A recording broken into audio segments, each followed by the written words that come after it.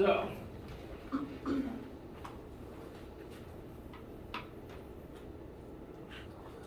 this is the week of our first test. That test will be administered during lab time. Today, Tuesday, Wednesday, and Friday. Thursday is a myth. There is no section on Thursday. I only say that because some people have been emailing me asking, can I attend this other day? And that is okay. But if you email about Thursday, the answer will be no, for a very specific reason. And as a further reminder, the test is in place of lab today. There is no lab activity. You'll come in, you'll take the test, and then you can go. Said test, I will be in here from probably before 1:30 up until 4:30. And during that time, when you arrive, you'll be given the test document, which has three distinct parts to it. The first page is the answer sheet. There's lines for every single question and every answer, every part of those questions. You can write the answers on that first page. If you don't write your answers on that first page, you won't get a 0. I'll just be annoyed that after you find them. After that first page is the actual packet of questions, which will be formatted similar to the way that I format the practice questions. Just several questions. The word questions will be a couple on one page, but every math question will usually be just one question per page to give you enough space to work it. How would you want to see your work? So you will turn the question part in with the answer sheet so I can go back and check. There's a total of 9 questions, and every question will list how many points it is worth, 5, 10, 15, etc. And if you add up the point values of all 9 questions, the number you will get is 110, a grade out of 100. So there's bonus points built in. I don't like making a specific one question the bonus question, because then if you just don't know that specific thing, you didn't really have any chance at bonus points. So this way it's kind of free-form what your bonus points are. This does mean that it is possible to get over 100%. It also means it is possible to get an A while not getting most of your answers completely right. So this is kind of like how to build in a little bit of a curve while also adding bonus points. I like this system. Kind of takes some of the pressure off of you guys if one question is just a nope in your brain, and that's the bonus points, and that's fine. I'm rambling at this point. Point is, there's extra points. Additional tip though, please answer every question, or at least attempt to answer every question. Sometimes I get tests back and something is just completely blank. And that makes me very sad, because that feels like massive opportunity for wasted. That feels like a missed opportunity for points. I grade super generously for partial credit on everything, which means that you can get, without doing any algebra at all, a minimum of a 50 on this test with no algebra. And that's just by, for every math question, listing variables, listing formulas that might be useful, drawing a picture. You can get at least half credit without having to do a single actual line of modifying a formula or plugging anything in. Please leave nothing blank. If you see a question, when you start a question, write down the variables, start listing formulas or pictures that'll be useful to you. And at that point, if you still don't know what to do, please come ask me. I'll be at the front of the room giving cryptic hints, because I can't outright tell you what to do, but I can at least be coy about it. And if you literally, after asking me, after reading it, if you literally just don't know what to write, if you can't think of anything productive to write down, still write literally anything, even if it's a smiley face, or a squiggly line, or dare I say it again, the script of the B movie. I've given points for that. It's an answer, even if it's wrong. So, in addition to the test document, on which you will put at least something for every question, lest we both end up sad, there will also be a formula sheet, because You guys are not required to memorize those. I didn't actually give out a paper copy at the start of this semester, probably for virus reasons. But now you actually need one. So if you don't have one, if you didn't run off a copy of your own, then new ones will be provided for you. And you can keep them at the end if you want. Test is designed to take you 50 minutes to an hour. It's basically just a homework assignment in here with me. That said, because of academic accommodations and just because some people could have a bad day, have to go to the bathroom, blah, blah, blah. I'll be in here from 1:30 till everyone is gone, 4:30 at the latest. You can be in here that whole time if you need to. It's only designed to take you an hour. But, like I said, some days you just have a bad day. And I'm going to be here anyway. Please ask questions during that time. Again, my answers are going to be cryptic, but please ask. And sometimes your questions will make me realize, oh, this question needs more information, and then I'll put extra stuff on the board to help you. For example, I've forgotten what the quadratic formula isn't on the formula sheet, so this will live here now.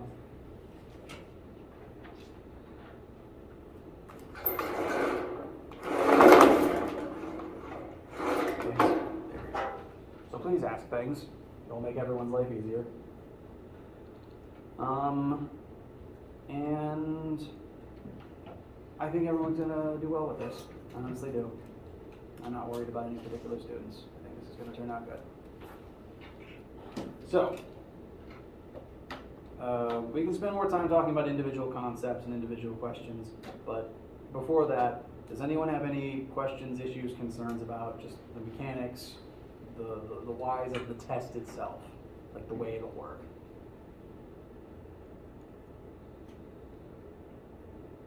Okay. We have time? I already forgot what I was going to say next. Time for water.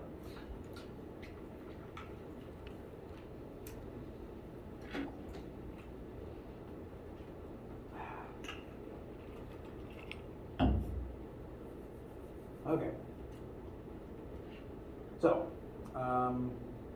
lecture today the rest of lecture today is going to be primarily dedicated to just test, concept review, looking at practice questions, answering any questions you have about maybe past homeworks, the recent homeworks and quizzes, things like that. And if at any reason you think, I don't really need to study this right now, you can leave the room if you want to. If you think you don't need to study, I won't hold you to be in here right now. However, I think it will be useful, and I have at least a few things to point out that everyone will find useful, namely mistakes that I and also WebAssign have made that I want to address. So at the very least, stick around for those. Our lecture will work for the rest of this week, because next time we meet for lecture will be Wednesday, by which point about half the class will have had the test. I will still open the floor up for any questions that students who haven't had it yet have. But I am planning on moving ahead with chapter 6 on Wednesday and Friday. I will do so with a big disclaimer on the front. You know, this is new material that won't necessarily reflect the test. Keep that in mind. So there will be that disclaimer before I mention anything new during the week. And the new stuff we talk about is going to relate back to chapter 5 anyway. It's going to be about momentum and kinetic energy and collisions. So related and probably not unhelpful, but I'll still put up the disclaimer whenever something new comes up this week. And then test Wednesday and Friday.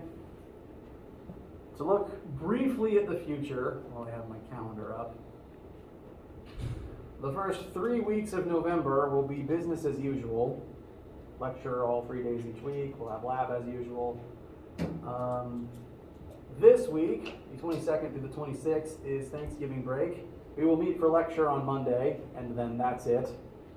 So I will see you Monday morning this week, and then please go enjoy yourselves. The week after that is the last full week of class. if we have test 2, I want us to have a test 2 because I want more than one test grade. Just, again, if you take a bad test, I don't want that to ruin your average. If we have a test 2, this is the week it will be. More information on that to follow as I see how this test worked out and offer more updates in the near future. But I want to go ahead and put that on your calendars just so that doesn't sneak up on us. The week after that, so December 6th through 10th, there is class Monday, and then exam season starts. So Monday will be exam review opportunities and fudge. More on that later. All right. Anyone have any big glaring questions right now before I address a few things about quiz and study guide? All right. Number 1, quiz. This currently on screen is quiz chapter 5 quiz. And I've gotten some weird reports about certain students, like WebAssign seeming to be very weird with specific students' answers. Like most students have been okay, but some students report some weirdness I can't explain on number 1. Some students have been reporting some weirdness I can't explain on number 2. Sometimes WebAssign is just wrong. It does happen from time to time. So if you experienced any strangeness on this test where you're certain something should have worked and then it didn't, let me know, by which I mean send me an email with pictures of your work and I'll double check everything, make sure you get the points that you deserve.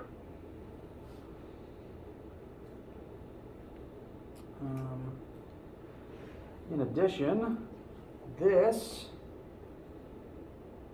hopefully, yes, this is the practice questions that I posted for your study purposes. As a reminder, this was built to be longer and harder than the test, to take more time and to test your brains a little bit more, because I'd rather this be frustrating than the test be frustrating.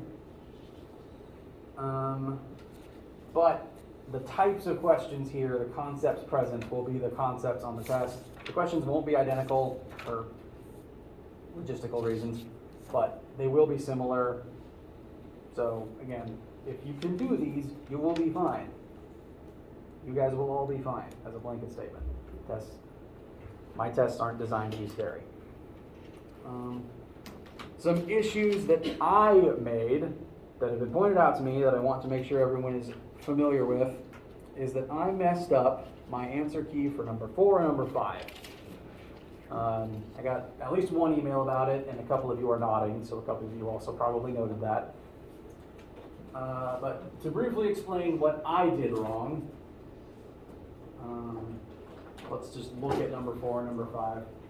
4 is a net force question where you have an object, a sled, and we're analyzing all of the forces acting on that particular object. Since the sled is moving at constant velocity, the acceleration must be 0, therefore net force must be 0.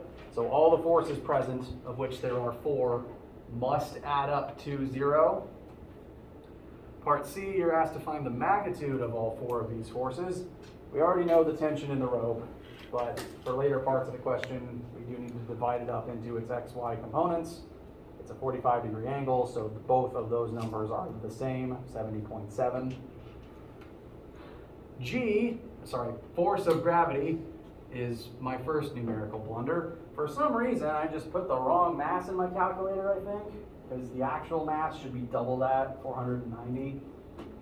Not sure what I did wrong, but I put things into my calculator wrong sometimes too. Twitter is human.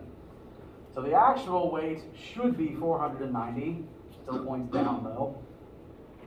That doesn't affect the force of friction. There's only 2 forces in the x-axis, the x component of tension and the x force of friction. Those need to add up to 0, and therefore force of friction must be equal and opposite to the x component of tension right now. So the main reason why it's add up to 0, like the force of friction and the force on the road, is because there's no type of movement, right? The box is not moving, the box is The box is moving, okay, but it's moving at constant velocity. Okay. Constant velocity means an acceleration of 0. Mhm. Acceleration of 0 means net force of 0. Yes, sir. Okay. It's like when you turn on cruise control in your car. There's definitely a force of friction trying to slow you down, because there's wind and there's road, and there's all the internal friction of your own car.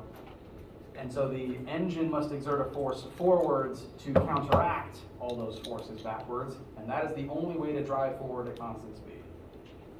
If they are imbalanced, you will accelerate either faster or slower.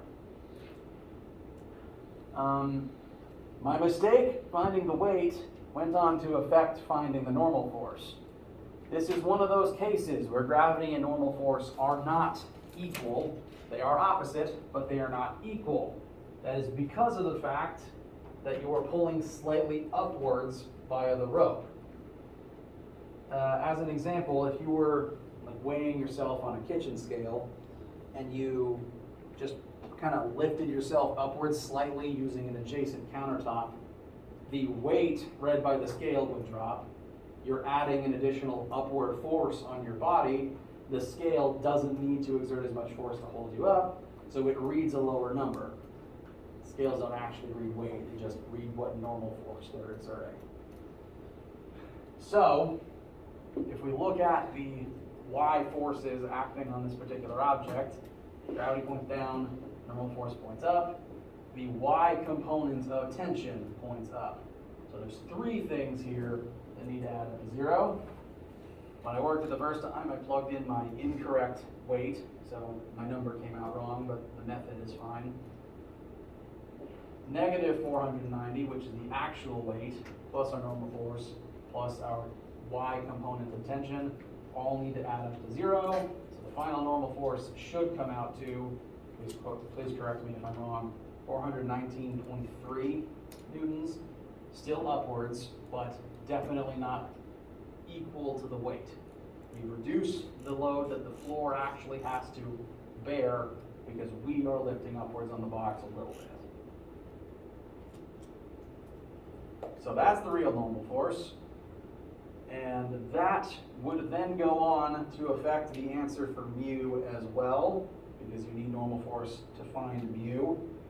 So the 0.41 for mu k that I have up there is also incorrect. If you plug in the correct normal force, the friction that I have up there is okay. That resulting mu should come out to, if I remember correctly, 0.168 approximately. 0.168. Okay, got at least one nod. Which, frankly, this example has snow in it. That's way too high a friction for snow. So I should have seen that. The 0.17 makes more sense. So my mistake here started with me putting the incorrect weight and then everything that cascaded after that point. This is why I grade partial credit. If, say, a student was working this and made the same mistake that I made, and this was like a 10-point question, I might take off a single point for that one error, but then as long as every number afterwards is correct using that wrong number, you get full credit for those parts. So again, show all your work. If your answers on the answer page are wrong, I will check your work and score you accordingly. That is all the mistakes that I think I made on 4. Number 5, I made a writing mistake, not actually well, okay. 5 is weird because the number I wrote is right, but the algebra I wrote is wrong. In number 5, we have the flower pot being held up by 2 different ropes. The 2 ropes are attached at opposite ends and they point away at the same angle, so they should have the same amount of tension, just by coincidence there. For both ropes, on the sidebar here, I calculated their x and y components. We don't know tension, so I just left t as it is. Sine of 60 should be the y component over tension, therefore the y tension should be tension times, the whole tension times the sine of 60. Meanwhile, the x leg would end up being the whole tension times the cosine of 60. Despite this, I accidentally wrote cosine for my y calculations anyway. I apologize. I wrote in cosine for the two y tensions up here. And so if you took this line as verbatim and solved it from here, you would get, a student told me that they got closer to 30, I think. But the weird thing is, I was actually copying or borrowing from work I'd done on this question on a different document. I had a different key from a different year, and I was copying something over. And I copied the numerical answer correctly, but I wrote cosine for no clear reason. It's supposed to be sine. If you put sine in both of these places, you will get the 56.6. Weird inconsistency. Sorry for that. So this is the right number. If you eventually found this number, fantastic. If you put in cosine and got 30-ish, well, you found the correct number for the line of algebra I gave you, so you followed that instruction, right? Sorry, weird mistake, and I apologize. Any questions about those two any questions about those two problems at all? Okay. So, I think I've addressed everything that I feel absolutely needed addressing about mechanics for this week. Oh, please bring your own calculator. I only have the one that I own, and if 5 people are asking for it, then nothing will happen. So, again, as a course requirement, you do need a scientific calculator. It doesn't have to be a graphing calculator, but it does need to be able to handle sine, cosine, tangent. So, have your own calculator. It can't be your phone.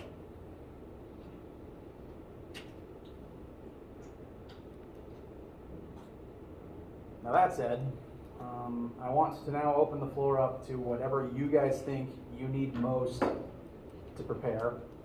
If that's questions from here, if that's looking at homeworks, whatever it is. We'll just answer those. I was wondering if we could do a question from the Chapter 4 homework. Chapter 4 homework. We can, I just need to load that.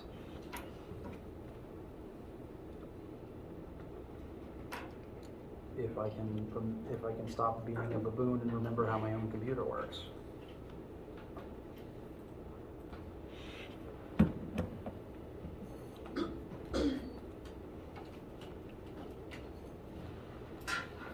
It's been 2 hours and WebAssign has already logged me out. Thanks.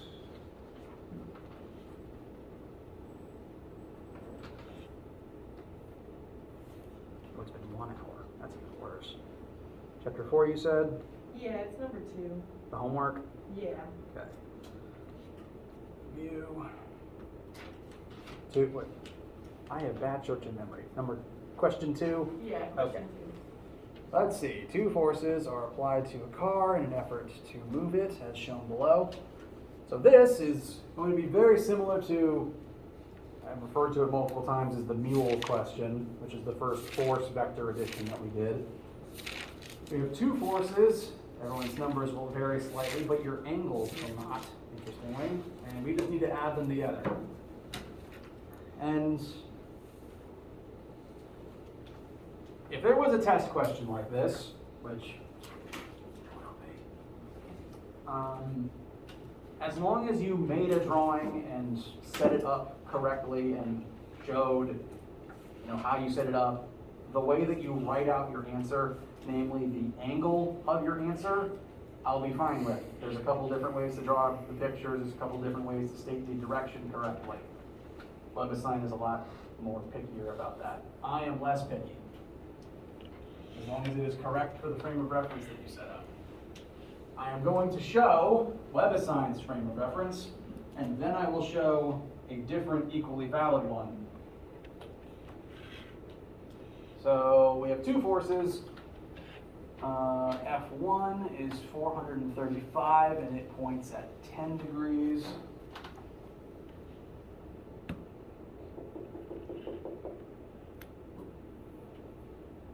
And F2 is 365, and it will point at 30 degrees.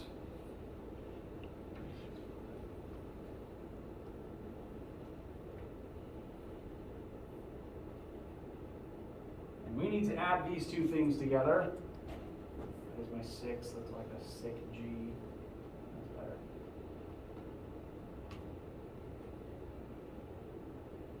Now, again, there's multiple ways you can draw this. I do recommend having a picture just for the visual consistency in your own brain. When I look at this, what I'm going to do is draw triangles down from each of these, entirely just to avoid the two y-axes being of the same line on my drawing. You could, if you wanted to, put one or both of them like this and just have the y-axis as the same between them. I just find that very visually clustered. So I am going to, and you are allowed to disagree. Let's use blue and red just in case. I am going to make these my two legs for each one, just so that they're not on top of each other. Yes? Are we allowed to use multiple colors on the test? Or, I'd be okay with that. I do ask that you try not to use red, because I graded red. And that, again, it's very visually confusing. But you can use something other than gray pencil lead or standard pen color if you want to. Now, the caveat to doing it this way is you gotta redecide your angles very carefully. If this is 10, then this should be 80. Meanwhile, that's 30, this should be 60. So if you follow this method, keep that in mind. Again, you don't have to. Doing it this way,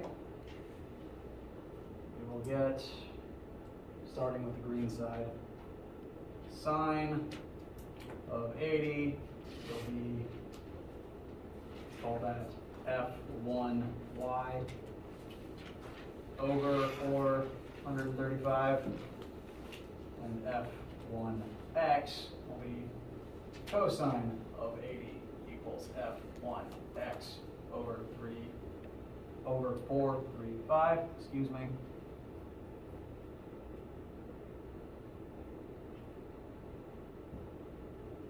For the other one, we have F2y and F2x. Sine of 60 is F2y over 365. Cosine of 60 will be F2x over 365. You can use these to find each of those legs. I don't have numbers for those just yet.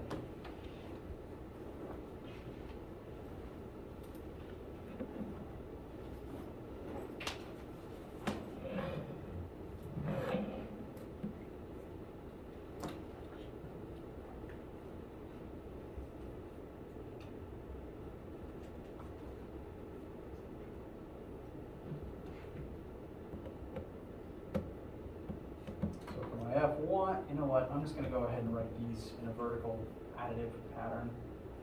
For force 1, I've got the x component of 75.54, and the y component as 428.4.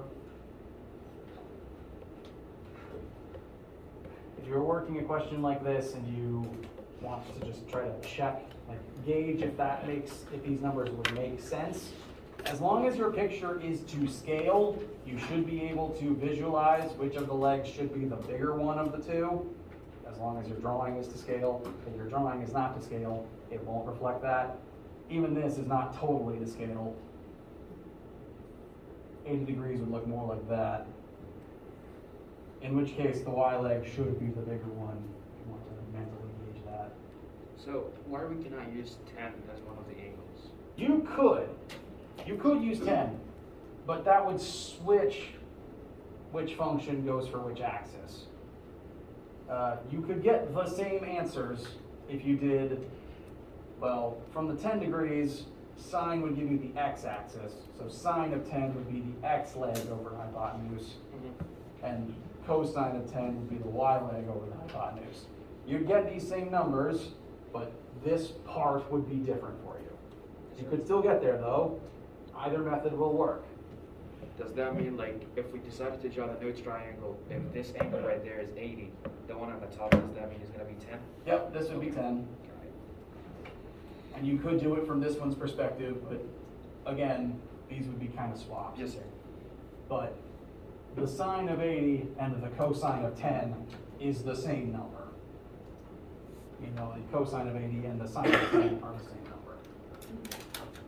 So we have the two legs of force 1. Main thing to note, because the calculator can't tell you this x leg points in the traditionally negative x-axis. We're going to have to put that negative on ourselves. The calculator doesn't know any better. This is important because the x legs of the two triangles oppose each other no matter how you draw them, and the y legs, no matter how you draw them, point in the same direction. So the y's should add up to a bigger positive number. The x's will work against each other to become a smaller number. We're going to finish the y-axis pieces too. So 365 times the cosine of 60. I have the x leg of force 2 as 182.5, and the y leg should be 316.1. Those both point in traditionally positive directions. Don't have to do anything with that. Bless you. Now that we have those divvied up, we can add them together as normal. So our final answer, 107-ish. I'm trying to do that, and I keep second guessing myself. Hey, I was right.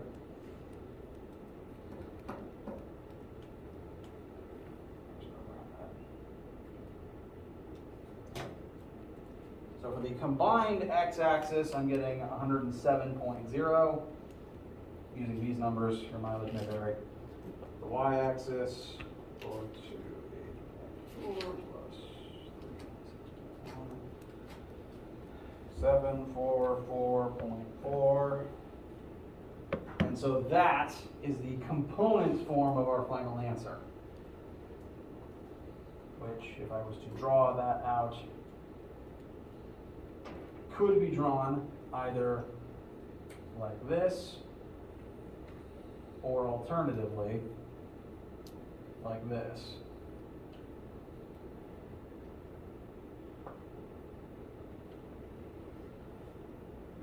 Once you get these components, you can create the triangle that represents this new summation vector. And if you are asked for magnitude and direction, you will need to find the hypotenuse and at least one angle on each triangle. Now, this is where my grading versus WebAssigned's grading will vary. Depending on how you draw this and which angle you solve for, you'll get a different number. That's generally an okay thing. Let me try to find what that number is real quick. This version, tangent will be x over, so 107 divided by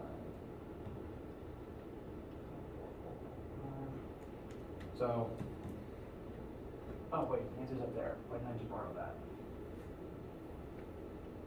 And so with these numbers, our hypotenuse should come out to 752.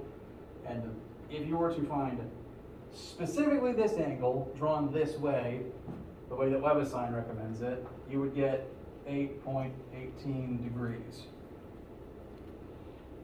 that would be described as 8.18 degrees east of north.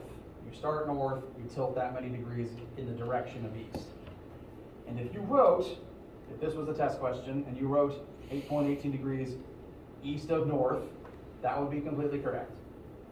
Equally correct for me, not for WebAssign, would be if you drew the triangle like this, and you instead found the complement would be 91, not 90, 81.82. Nope, 72. I am second guessing myself. Fuck.